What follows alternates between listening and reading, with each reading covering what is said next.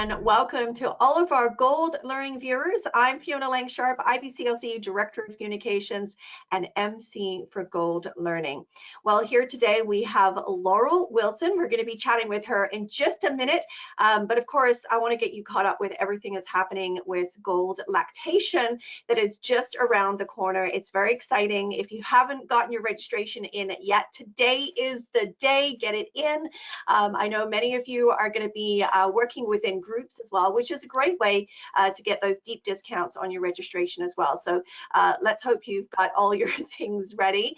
We do open up on March 30th, that's right. So make sure you've got that marked on your calendar. That's going to be a pretty important day for you because if you haven't decided whether you're going to register or not yet, that is a free and open access keynote presentation by Brina Sampi. So you don't want to miss on that. You can register for that right now, free, no obligation. We want to see you online live. If you can't come to those live events, of course, remember our keynotes are recorded twice during the day. So you've got two opportunities to join us.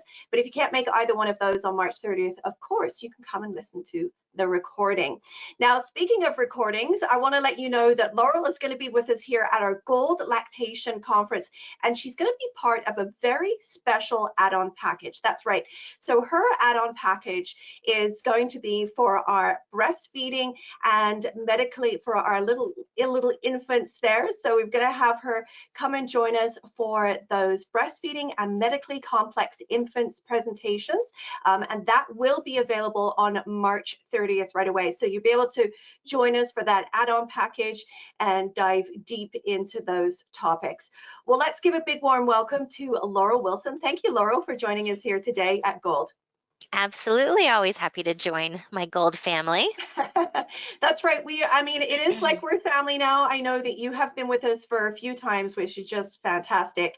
And of course, the reason being is that you're always coming up with more content, which is absolutely fabulous as well.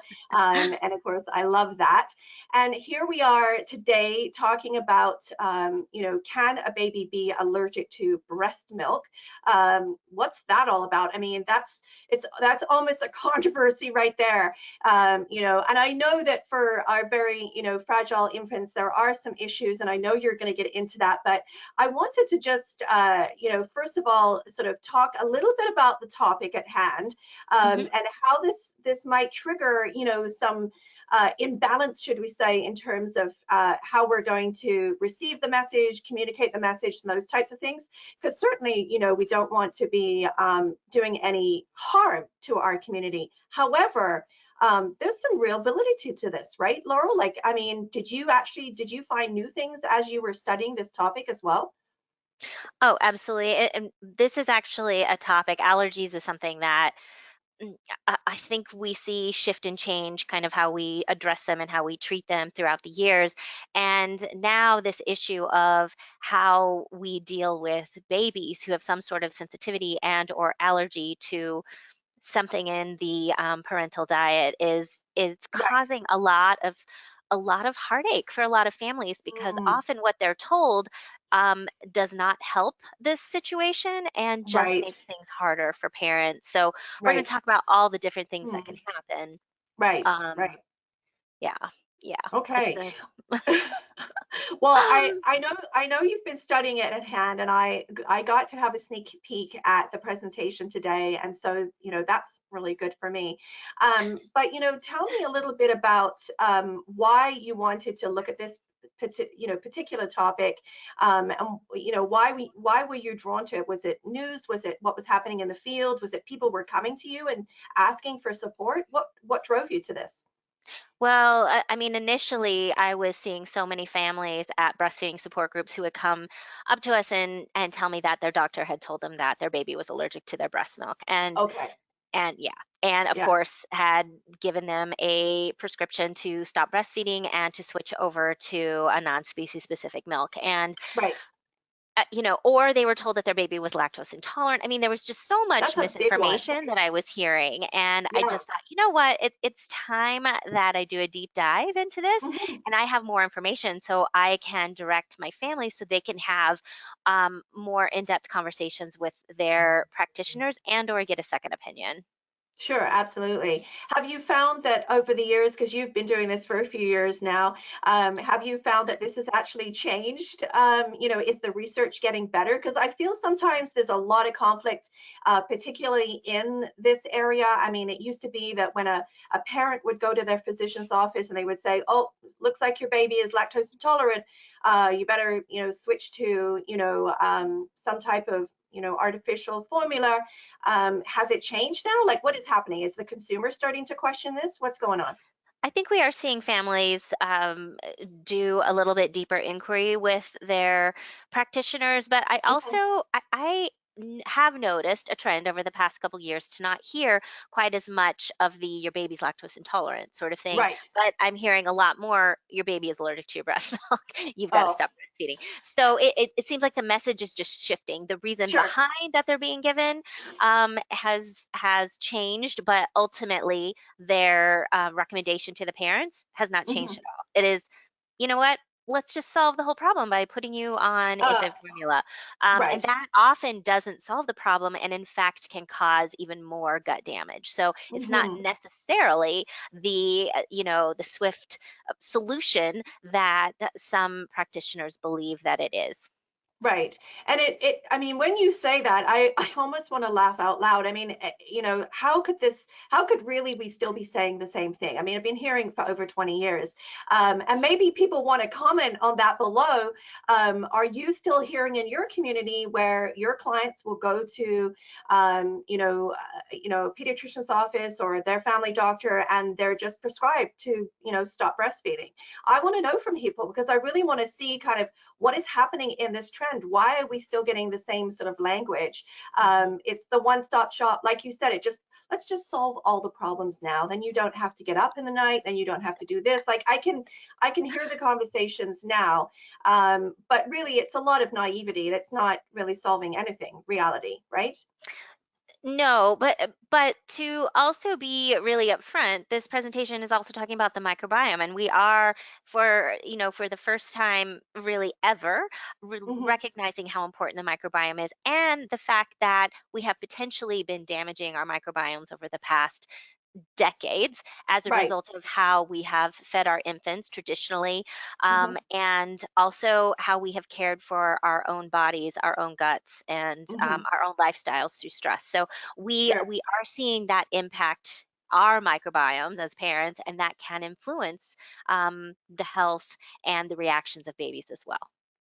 Yeah, and I'm always curious to hear about the families who ended up supplementing with formula, for some reason, Mhm. whatever reason it was, and them not being in this sort of fear-based situation all the time because we end up having people that are closet bottle feeding. Right, Used to be right. closet breastfeeding, but now we've got closet bottle feeding because they don't want to share it with their, perhaps their friends or they feel like they failed in some respect as well, Yes. and how to support them, in a situation like this where there's a lot of conflicting information about how, what's happening with allergies and, those types of things, because they might have a history of allergies in their family, right? I mean, we see that a lot. Absolutely. Absolutely. And I think that particularly with this particular scenario, we have to really approach it with so much compassion because it's a struggle. And it's a struggle, one, because we're only just starting to understand the role of allergies in the human body and Right. how the environment impacts that. And so we don't really have a clear solution. We don't know that A equals B equals C equals D. We don't.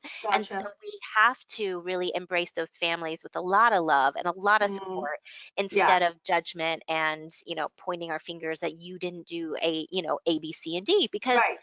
ultimately we know how important human milk is to our species, to our health, to humans. um, Hmm. and we just kind of have to walk that line of here's what we know and here's what we really don't know. Right, right. And I think that's going to be really important, to take back to our families. And that's what I love about listening to your presentations is I feel like it just fills up my tool bag a little bit more. I got my just, because I think these questions are coming up and sometimes I don't know always how to answer them. I'm not by far an expert in this area. So I want to be able to, if there is some situation that arises that I can really talk about these things and or at least, refer back to the information that you've researched for us. So thank you very much for doing that. I was gonna say too that the other things that seem to play out in our communities is the differences between a sensitivity and an allergy, and Right. how to manage that. So I mean, even in your title, I see that that's something that that you have projected there. Are you going to be talking a little bit about that as well? Yeah, we're going to be talking about how the body reacts differently to a sensitivity versus an allergy, and what Okay, they really mean and how they good. manifest in the baby's body. Yeah, Because they look very differently, but it doesn't mean that one is less challenging to deal with, even for right. long-term health, than the other. They Ah, tend to play out in the baby's body a little differently. right. So don't make an assumption, basically. So just because it's a sensitivity and not an allergy doesn't mean that it's not causing some amount of harm, or it, like you said, this long-term impact that it can potentially have. Absolutely, Yeah. absolutely. And I saw you're going to be talking a little bit about probiotics, prebiotics, all Mhm. types of biotics. Has that information changed too? Because I'm sort of seeing a few Ugh. things come across my desk. What inside scoop? Come on, Laura, you got to tell us what's Yeah, happening. you know what? That information literally changes almost daily when I'm Oh looking at the wow. research. It Yeah. really does. And the recommendations to parents change readily as well. And I think just like we see in the pharmaceutical industry, where a lot of the research is done by the pharmaceutical companies themselves, it's the Right. same with the probiotic industry. It's an Mhm. industry. They're making money off of it. So a lot of the published research is we have to read with a little bit of a grain of salt, and we have to Sure. put our caps on about Mhm. recognizing bias when we read some of this research as well. Yeah, and that's really another question. I want to know what are, the people that are listening in. I want to know what they're doing in their country when it comes to probiotics too. What it's looking like, because I know globally it has changed recently. So with the UK implementing different protocols and those types of things, but yet North America is still utilizing them a fair amount. So I'm just curious, and by the time we get to our conference, Laurel, it's probably going to change again, right? Yes, unfortunately, We got to it keep may up to have date. changed. Yes. Yeah, but that's the thing with in lactation, and that's Yeah. what excites me in lactation is that you have to stay ahead of things. You have to read the research. Right. You can't be complacent. You have to keep up with things if you're going to be an effective practitioner. And that's one of the great things about Gold is that they're always making sure that they are presenting new information, new content, so that we all have an opportunity to stay abreast of the situation. Totally, totally abreast of the situation. Well, I was going to say too, like it's happening here right now. We're on a continuum year round, bringing education in all areas of perinatal health. But of course, our big focus right now is our lactation conference. So just wrapping things up here, boy. I said we would stop when we had run out of things to talk about, but that's not going to happen today or probably ever. Um, but tell me, what should I expect? I'm gonna come and listen to your presentation. What is the things that you're hoping that I'll take away from it? Well, I hope that anyone who listens to this topic will have a clear understanding of the differences between lactose intolerance, the different types of intolerances, um, galactosemia, Hmm. and also the differences between allergies and sensitivities, and all of the realms that we can kind of dive into to help babies through these issues if they do wind up having one of these issues. That's what I hope you Excellent. come away with. Good. That's what I need. It's exactly what I needed. Yeah, I'm like, okay, I've got this all organized now because I feel like every moment you spoke there, I was like, I've had a client that has this or has that, and so I'm placing it all in order in terms of what's going to happen next with my client. So that's wonderful. Thank you so much. Yeah, it's Sure. going to be a great presentation. You and I both know that. I know Laurel, you always do a phenomenal job of getting into these deep diving into these topics. And of course, this is part of our Gold Lactation add-on package here, breastfeeding and medically complex infants, just one of two. It will be available. So this presentation that Laura and I are talking about it's going to titled, Can a Baby Be Allergic to Breast Milk? Sensitivities, Allergies, Galactosemia, and Lactose Intolerance. This presentation is going to be available to all of you on March 30th. Go to the website right now and can register for the entire presentation, and you can add this on as well. So that's at goldlactation.com. Thank you so much, Laurel, for being with us here today. It's absolutely lovely chatting with you. Thank you for having me. It's always a pleasure, always fun. Oh, lovely having you here. And of course, to all of our listening audience who have tuned in today, thank you for joining us. Thanks for being part of this conversation. We can't wait to hear what you have to say about this topic and all the others that we have going on at our conference in 2020 here. So we'll say thanks to Laura once again. And of course, to all of you, thank you to our listening audience. Bye-bye for now, everyone.